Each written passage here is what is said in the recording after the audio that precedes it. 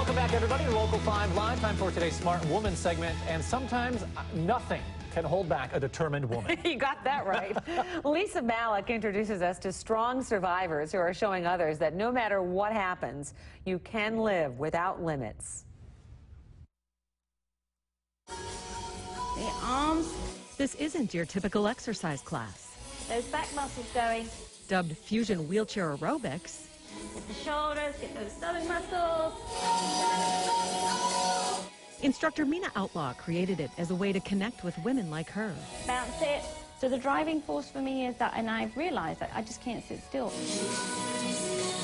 Neither can Jasmine Ryan. At age 20, she was diagnosed with a progressive neurological disease, but she hasn't let that stop her.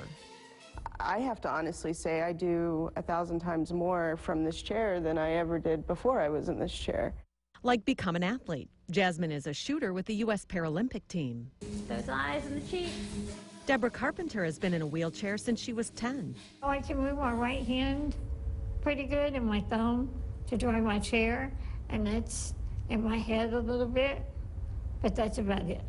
Her parents raised her to be just like everybody else.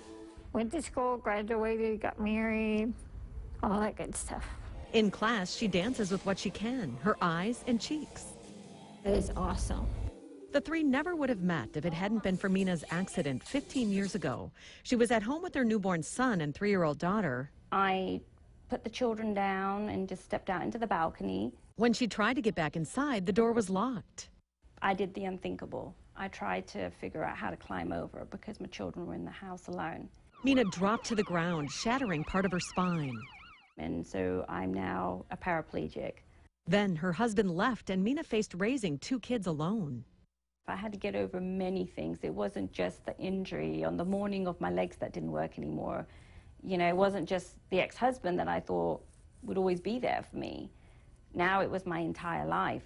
But she wouldn't let the accident define her. I just couldn't take the thought of that I was going to be at home in a wheelchair and doing nothing.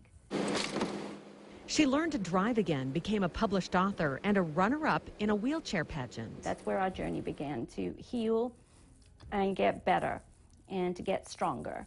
She also met the man of her dreams and gave birth to her 3rd child, Jamie, 4 years ago. Now she's here, proving the only limits we have are the ones we place on ourselves. For Smart Woman, I'm Lisa Malik.